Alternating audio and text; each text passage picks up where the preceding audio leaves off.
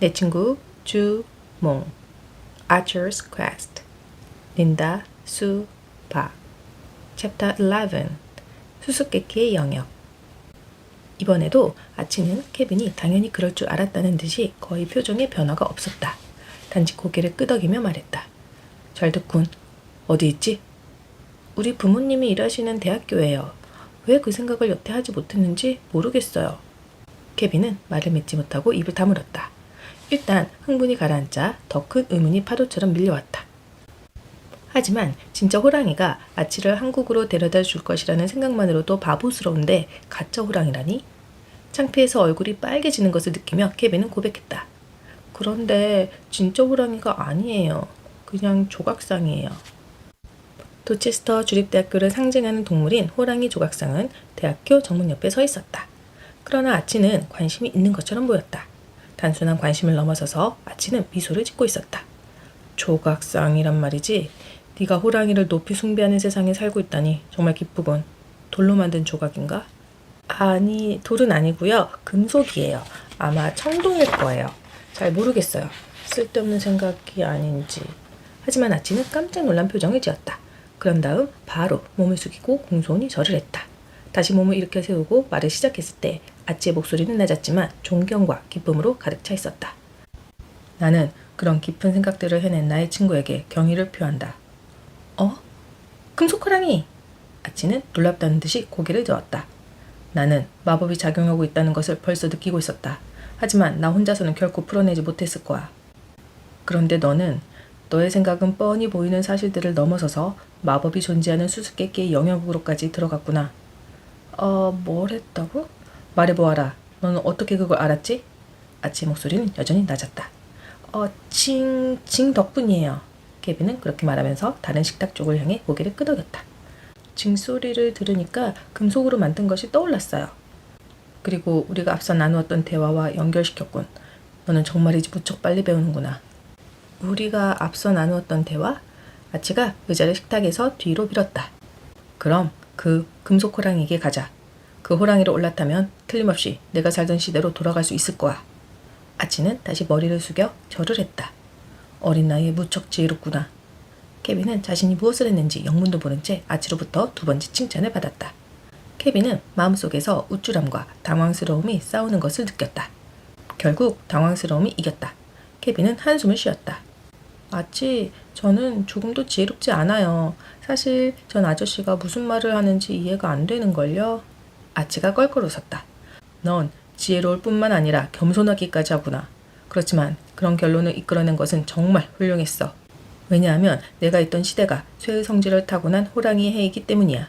그러니까 돌아가려면 쇠로 만든 호랑이를 타야 하는 거라고. 쇠의 성질을 타고난 호랑이라고? 바로 5가지 요소의 죽이었다. 불, 흙, 쇠, 물, 나무. 아치는 불의 주기에 태어난 것이다. 그렇다면 아치는 몇 살일까? 24살이다. 각 주기가 12년씩이니까 주몽이 있던 시대의 한국에서는 두 번째 주기가 지난 것이다. 쇠의 주기. 케빈은 아치가 자신을 천재로 생각하는 것을 알고 조금 마음이 불편했다. 그 조각상을 생각해낸 사람은 케빈이지만 그 생각을 마무리한 사람은 아치였기 때문이었다.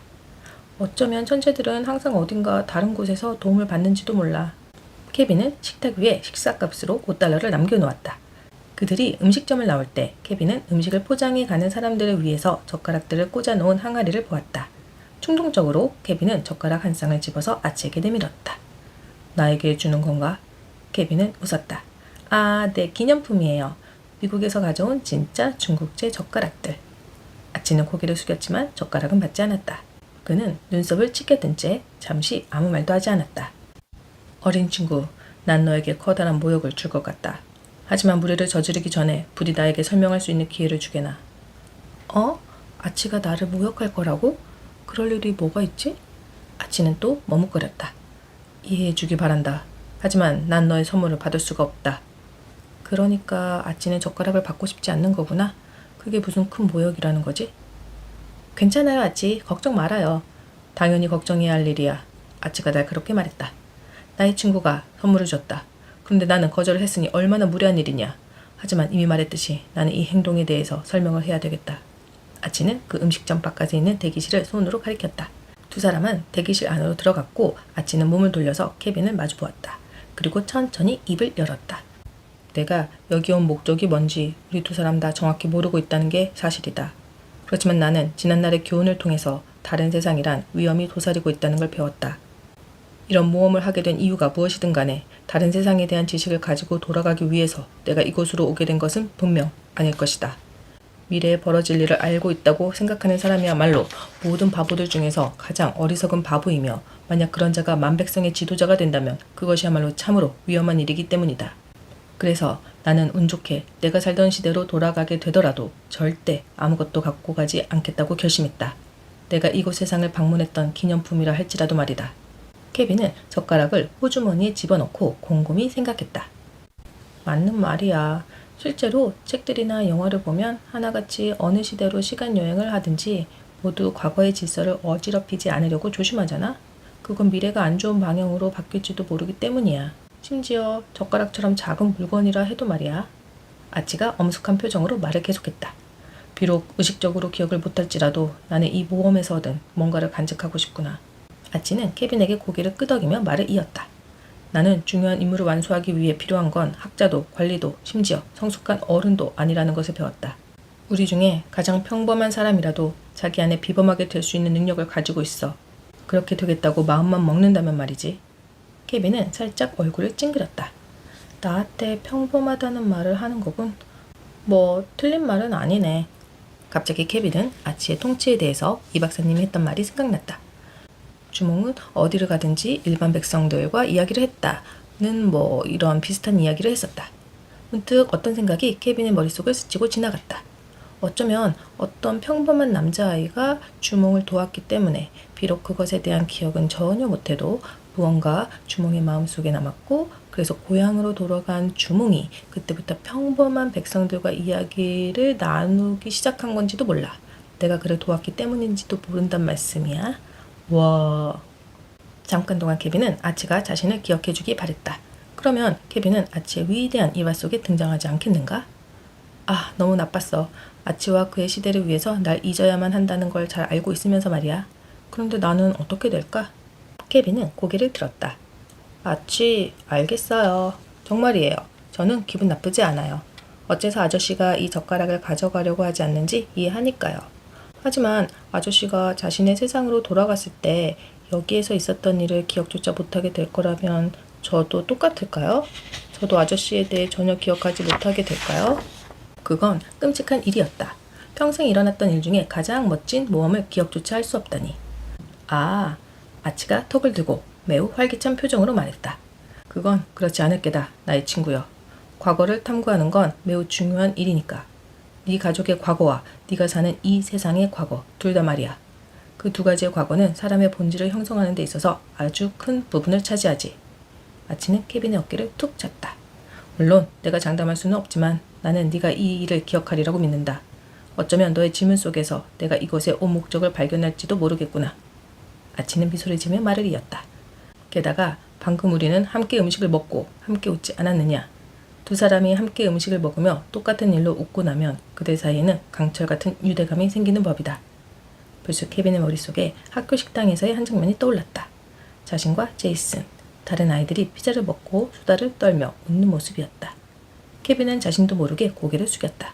비록 머리를 약간 옆으로 기울이는 정도의 가벼운 절이었지만 당연히 해야 할 일처럼 느껴졌던 것이다. 아치도 고개를 끄덕이며 고개를 숙여서 답례를 했다. 그들은 함께 음식점 문을 나왔다.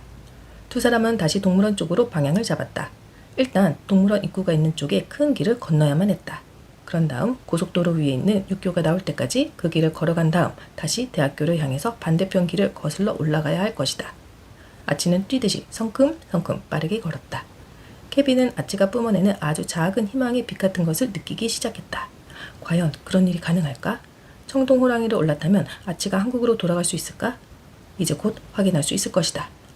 동물원으로 향하는 길에 자동차들이 고속도로로 진입하기 위해서 신호를 기다리며 들어서 있었다. 고속도로에서는 통행이 원활할 수 있도록 교통신호의 초록불이 켜져 있는 시간이 동물원 앞 도로보다 훨씬 더 길었다. 동물원 앞 도로는 한 번에 겨우 두세 대의 자동차를 보낸 후에 곧 다시 빨간 신호등으로 바뀌었다. 케빈과 아치는 동물원 길 모퉁이에서 멈춰섰다. 그리고 신호를 기다렸다가 길을 건넜다. 그들이 건너편에 도착했을 때 케빈은 어디선가 그의 이름을 부르는 소리를 들었다. 케빈! 케빈 이쪽이야! 케빈이 뒤를 돌아보았다. 어떤 사람이 자동차 유리창 밖으로 손을 흔들고 있었다. 이 박사님이 길게 늘어져 있는 자동차들 가운데 4번째 차에 타고 있었다. 깜짝 놀란 케빈은 그 자리에 우뚝 섰다. 박사님이 여기서 뭘 하고 계시지? 순간 아주 빠른 필름처럼 어떤 장면 하나가 아치의 머릿속을 스치고 지나갔다. 웨스트랜드 하우스의 마당을 걷고 있던 남자? 박사님이 우리를 계속 미행했나 봐. 케빈은 당황해서 어쩔 줄 모르며 생각했다. 아니야. 그럴 리가 없어. 박사님은 박물관에 있었는데. 하지만 이건 너무 지나친 우연의 일치야. 하고 많은 날들 중에 왜 하필 오늘 박사님이 여기 동물원 앞에 계시지? 분명 우리를 따라온 거야. 하지만 왜?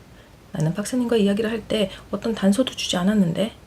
어쨌든 지금은 아치가 바로 내 옆에 있으니 박사님께 소개를 안 할 수가 없잖아. 케빈은 호다닥 결정을 내렸다. 못 들은 척하자. 그냥 계속 걸어가는 거야. 하지만 이제는 아치까지 걸음을 멈추었다. 어린 친구 안 들리나? 누가 너를 부르고 있어. 아치, 우린 저 사람이랑 얘기하면 안 돼요. 어서 가요. 아치는 케빈을 보며 얼굴이 찌푸렸다. 저 사람은 분명 너를 알고 있다. 게다가 그는 너보다 연장자야. 어른에게 무리하게 굴셈이냐? 케빈은 신음소리를 냈다. 아치, 아저씨는 몰라요. 제가 설명할게요. 하지만 부탁이니까 지금은 계속 가요. 그러나 아치는 고집스럽게 팔짱을 낀 채 꼼짝도 하지 않았다. 그동안 박사님은 늘어져 있는 자동차들 줄 밖으로 차를 몰고 나오더니 길 옆에 주차를 시켰다. 박사님이 소리쳤다. 케빈, 너랑 네 친구 내 차를 타고 가렴. 케빈은 태어나서 가장 억지스러운 미소를 지었다. 아니에요. 고맙습니다. 저희는 폐를 끼치고 싶지 않아요. 아무튼 고맙습니다. 케빈은 손을 흔들고 걷기 시작했다. 어서 가요, 아치. 케빈이 우물우물 말했다. 그때 이 박사님이 자동차 밖으로 나왔다. 케빈, 괜찮아. 미안해할 거 없다. 그러자 아치가 무섭게 케빈을 노려보며 호통을 쳤다. 네가 저 어른에게 정중하게 인사를 할 때까지 나는 단 한 발자국도 걷지 않을 것이다. 하지만 아치... 너무 늦었다. 이 박사님은 벌써 길을 건너와서 악수를 청하고 있었다. 이젠 달리 어쩔 수가 없었다. 케빈은 박사님과 그날 들어서 3번째로 악수를 나누었다. 이 박사님이 아치를 쳐다보았다. 안녕하세요. 이렇게 만나다니 뜻밖입니다. 저는 케빈의 친구 이 박사입니다. 박사는 케빈의 할머니와 할아버지가 하는 것처럼 고개를 깊이 숙였다. 아치도 고개를 숙였다. 반갑습니다, 이 박사님. 케빈의 친구인 분을 알게 되어서 매우 기쁩니다. 저는 이 박사님. 케빈이 급히 주몽의 말을 가로막았다. 이분은 저희 친구 아치 볼트예요. 저는 그냥 아치라고 부른답니다. 하지만 박사는 무척 날카로웠다. 아치 볼트라고? 박사는 뭔가 골똘히 생각하는 표정으로 말했다. 그럼 성함이 아치 볼트 고인 건가? 분명 고라고 말한 것 같은데.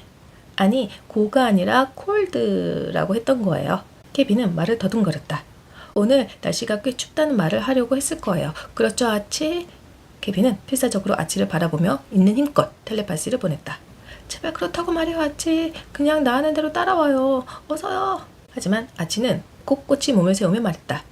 제 이름은 고주몽이라고 합니다. 그렇지만 뛰어난 활솜씨로 널리 알려져 있기 때문에 여기 이 어린 친구가 저를 아처라고 불러도 괜찮다고 생각했지요. 굳이 불러, 바보. 케빈은 발을 동동 구르며 소리치고 싶었다. 한편 이 박사님은 묘한 표정으로 아치를 물끄러미 쳐다보았다. 박사님은 조심스럽게 말을 이었다. 당신의 활솜씨는 정말 명성이 대단하지요. 당신은 그 훌륭한 재주를 백성들을 위해 쓰니 백성들이 분명 고마워했을 것 같군요. 아치는 진지하게 고개를 끄덕였다. 제 백성들을 위해서 제가 받은 재주를 쓰는 것은 언제나 커다란 영광입니다. 이 박사님은 이 말에 어떻게 대꾸를 해야 하는지 모르는 것 같았다. 이윽고 박사님은 케빈 쪽으로 고개를 돌렸다. 잠깐 나랑 이야기 좀 할까? 그런 다음 박사님은 아치에게 고개를 끄덕이며 인사했다. 잠시 실례하겠습니다. 안 돼. 어쩌라고. 나더러 어떻게 이 모든 걸 설명하라고. 이 박사님은 케빈의 팔을 잡고 자신의 자동차가 있는 곳으로 걸어갔다. 박사는 낮고 다급한 목소리로 말하기 시작했다. 얘야, 사실은 내가 너에게 숨기는 게 있단다. 아까 내 사무실에서 네 행동이 좀 이상했어. 게다가 눈에 멍까지 들어있었지. 그래서 나는 어쩌면 네가 곤란한 처지에 빠진 게 아닌가 생각했다. 그리고 네가 사무실에서 나갔을 때부터 너의 뒤를 밟았단다. 아, 내 생각이 맞았어. 박사님은 우리를 미행하고 있었어. 이 박사님은 계속해서 말했다. 그런데 말이지, 네가 이 남자와 함께 걸어가는 걸 보았고 동물원으로 가겠다고 하는 말소리를 들었단다. 나는 웨스트랜드 하우스까지 너를 따라갔어. 너는 아주 멀쩡해 보이더구나. 나는 내일이 걱정돼서 그만 사무실로 돌아갈 작정이었지. 하지만 네 친구가 너무 괴상해서 나는 계속 저 사람 생각을 떨쳐버릴 수가 없었어. 그래서 네가 괜찮은지 확인하려고 자동차를 타고 여기로 달려온 거야. 케빈은 또 애써 억지로 웃음을 지었다. 고맙습니다, 이 박사님. 하지만 저는 정말 괜찮습니다. 그리고 저 사람은 그러니까 제 말은 저 사람은 정말 안전한 사람이에요. 그러니까 조금 더 걱정하실 필요가 없어요. 이 박사님이 조금 더 가까이 다가서더니 나지막히 속삭였다. 나도 그 자리에 있었단다. 저 남자가 호랑이 우리에서 한 일을 다 보았어. 너무 놀라서 케빈은 머릿속이 하얘지고 배가 울렁거렸다. 그때부터 나는 너를 찾으려고 애를 썼지. 사방으로 너를 찾으러 다녔단다. 동물원이 문을 닫을 때까지 말이야. 이제 다시 너를 만난 건 순전히 우연이란다. 박사님은 이렇게 말하며 자신의 한 손을 케빈의 발에 올려놓았다. 케빈은 획 뿌리치고 싶었지만 꾹꾹 눌러 참았다. 박사님이 말했다. 이제 두 가지 가능성 중 하나를 생각해 보자꾸나. 저 남자의 말과 행동을 보면 저 남자는 진심으로 자신을 위대한 주몽으로 믿는 것이 틀림없단다. 만일 그렇다면 저 남자는 도움을 받아야 해. 전문가의 도움 말이다. 네가 혼자서 저 남자를 도우려고 하는 것은 뭐 기특한 일이지만 만약 저 남자가 진짜 급성 망상 정신병 환자라면 너와 다른 사람들이 위험에 빠질 수도 있다. 저 남자를 이렇게 돌아다니게 두어서는 안 돼. 그는 도움을 받을 수 있는 곳에 가야만 해. 이 박사님, 그건... 케빈은 말을 잇지 못했다. 일단 말을 꺼내긴 했지만 다음에 무슨 말을 해야 할지 알 수가 없었던 것이다. 하지만 박사님은 케빈의 말에 아랑곳하지 않고 계속 말을 이었다. 또 다른 가능성은... 박사님은 잠시 말을 끊고 고개를 저었다.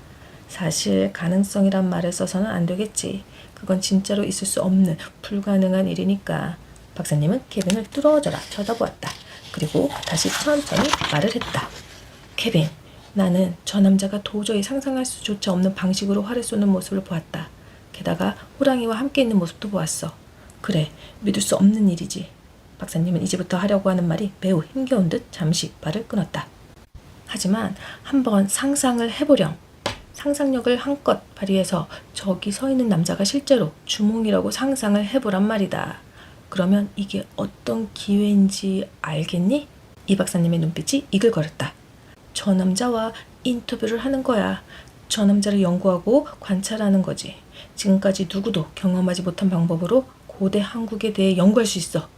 그의 대답을 통해서 우리가 배울 수 있는 것들이... 박사님은 잠시 말을 끊었다. 그런 다음 눈을 깜빡이며 고개를 들었다. 그렇지만 그건 바보 같은 생각이지. 단지 나 혼자만의 바람일 뿐이야. 아무튼 저 남자는 확실히 정상이 아니란다. 의학적인 도움을 받아야 해.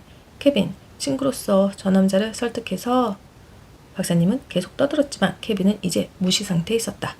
어쩌면 박사님 말씀이 옳을지도 몰라.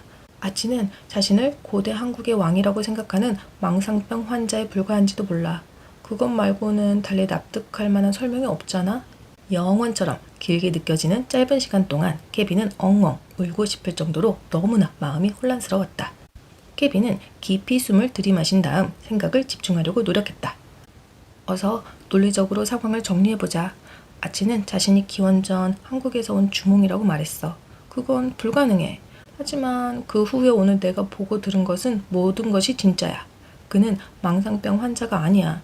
하지만 사람들은 그를 그렇게 취급할 거야. 그리고 그에게 필요도 없는 약을 먹이겠지? 그는 병원에서 죽을 거야. 아니면 수용시설에서? 케빈은 쇠창살로 양옆을 막은 병원 침대에 누워있는 아치를 떠올리자 오싹해져서 몸소리를 쳤다. 아마 온갖 종류의 전선들과 고무관들이 아치의 몸에 연결되고 주위에는 온통 전기장치들이 설치될 것이다. 아치는 그곳에서 미쳐버릴 거야. 아치는 역사적 연구물도 아니야. 박사님이 설령 아치를... 그러니까 우리의 말을 믿게 된다 해도 박사님은 아치를 마치 박물관의 전시품처럼 취급할 거야. 아치는 남은 생애 동안 온갖 질문에 대답이나 하면서 보내야겠지. 아치의 생활은 정말 끔찍할 거야. 사람들은 아치가 도망치지 못하도록 감시할 테고 아치는 두 번 다시 자기 백성들에게 돌아가지 못할 거야. 아이쿠, 그러면 한국 역사는 어떻게 되는 거지? 정말 끔찍한 일이 벌어지겠지? 이 박사님은 옆에서 계속 웅얼웅얼 소리를 하고 있었다.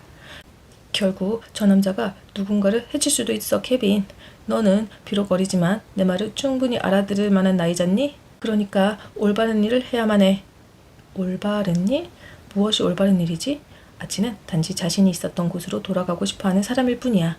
케빈은 자신이 해야 할 일이 무엇인지 분명히 깨달았다. 케빈은 급히 몸을 돌려서 쏜살같이 아치에게 달려갔다. 아치! 뛰어요! 케빈은 소리쳤다. 아치는 즉시 반응했다. 케빈보다 몇 걸음 앞서 달려간 아치는 커다란 상자 뒤에 몸을 숨겼다. 그러고는 팔을 뻗어서 케빈의 손을 움켜잡아 주저앉혔다. 그들 뒤에서는 이 박사님이 고함을 질러대고 있었다. 케빈! 돌아와라! 다음 순간 아치가 활에 화살을 매겼다. 아치 쏘지 마세요. 부탁이에요. 괜찮아요. 저 사람은 적은 아니에요. 하지만 너는 그를 피해 달아났어. 저 사람이 너를 찾아내 해치지 않을까? 아니에요. 아니요. 그런 게 아니에요. 케빈은 숨을 몰아쉬며 마음을 진정하려고 애를 썼다. 저 사람에게 활을 쏘아서는 안 돼요. 왜냐하면 그러니까 저 사람은 나이도 많고 무기도 없잖아요. 이건 너무 비겁해요. 사실 정정당당한 결투라고 하기에는 내가 지나치게 유리한 것처럼 보이긴 하는구나. 하지만 전쟁은 원래 그런 법이다. 아치, 제발 이건 전쟁이 아니에요. 저 사람은 지금 당장 우리와 이야기를 하고 싶어하는 것뿐이에요. 아주 긴 이야기 말이죠. 그런데 우린 지금 그 호랑이에게 가야 하니까 시간이 없잖아요. 나는 그래서 달아난 거예요. 아치가 문득 하늘을 올려다보았다. 그의 두 눈에서 예리한 빛이 사라지고 걱정스러운 표정이 떠올랐다. 아치는 속삭였다.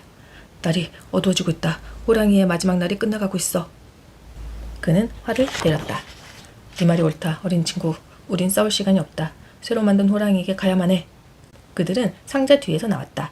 박사님은 아직도 어찌할 바를 모르는 것처럼 보였다. 그는 몇 발자국 뛰어가다가 걸음을 멈추더니 자신의 자동차가 세워져 있는 곳으로 방향을 돌렸다. 그러고는 어깨너머로 그들을 힐끗 쳐다보았다. 마침내 박사님은 자동차로 돌아가서 차에 탔다. 박사님은 차를 몰고 이리로 달려오겠지? 그런 다음 우리를 잡으려고 할 거야. 그것은 거의 확실했다. 케빈은 이 박사님의 자동차 왼쪽 방향등이 반짝거리는 것을 보았다. 육교로 올라가야 해요, 아치. 케빈은 화가 나서 이를 악물었다. 도체스터 주립대학교는 바로 고속도로 건너편에 있었다. 하지만 길을 건너려면 먼저 밑으로 한참 걸어 내려가서 육교를 지난 다음 다시 그 길을 거슬러 올라가야만 했다. 하지만 박사님은 고속도로로 진입하여 곧장 그들 쪽으로 달려올 수 있었다. 분명 그들은 박사에게 잡힐 것이다. 케빈은 고속도로를 살펴보았다. 차량들이 여전히 꼬리를 물고 달려가고 있었다. 이 박사님의 자동차는 고속도로로 진입하기 위해서 신호를 기다리는 차량들 중에서 세 번째로 서 있었다. 마치 강물 같군. 불을 뿜는 용이 끄는 수레들의 강물. 빠르게 달려가는 차량들을 보며 아치가 말했다. 아주 조심하면 그래, 어쩌면 자동차들 사이로 요리조리 빠져나갈 수 있을 거야. 자동차들은 시속 90km 정도로 달릴 테지? 케빈은 고개를 흔들었다. 그래, 어쩌겠어. 길을 건널 수 있는 다른 방법이 없잖아? 케빈은 이 박사님의 자동차가 있는 쪽을 돌아보았다. 바로 그때 기적이 일어났다. 거대한 트레일러 트랙터가 무서운 속도로 그 길을 따라 달려오고 있었다. 순간 신호등이 노란색으로 바뀌었다가 빨간색으로 바뀌었다. 트랙터 운전자는 마지막 순간에 차를 세워야겠다고 마음을 정한 것이 분명했다. 트럭이 갑자기 소름 끼치는 브레이크 소리를 내면서 속도를 줄였다. 다음 순간 트레일러 바퀴가 길 위에 있던 무언가, 빙판이었을까 아니면 물 웅덩이, 아무튼 여기에 미끄러졌고 트럭 전체가 기우뚱 기울어졌다. 차는 동물원 도로 앞에서 미끄러지며 빙글 회전하더니 고속도로의 4개 차선을 모두 막아버렸다. 기절할 듯 놀란 운전자들은 그 트럭과 부딪히지 않으려고 황급히 브레이크를 밟았고 사방에서 끽하며 급제동을 거는 소리가 들렸다. 케빈은 온몸이 뻣뻣하게 굳은 채 곧 엄청난 충돌이 일어날 거라고 생각했다. 모든 일들이 느린 동작의 화면처럼 천천히 벌어지는 것 같았다. 케빈은 무슨 만화 속의 한 장면처럼 꼬리에 꼬리를 문 자동차들이 끼끼 소리를 내며 차례로 정지하는 장면을 지켜보았다. 그 일은 단지 몇 초 만에 끝이 났다. 다행히도 차들은 충돌하지 않았다. 다친 사람은 아무도 없었다. 그리고 그 순간 고속도로의 통행이 끊겼다.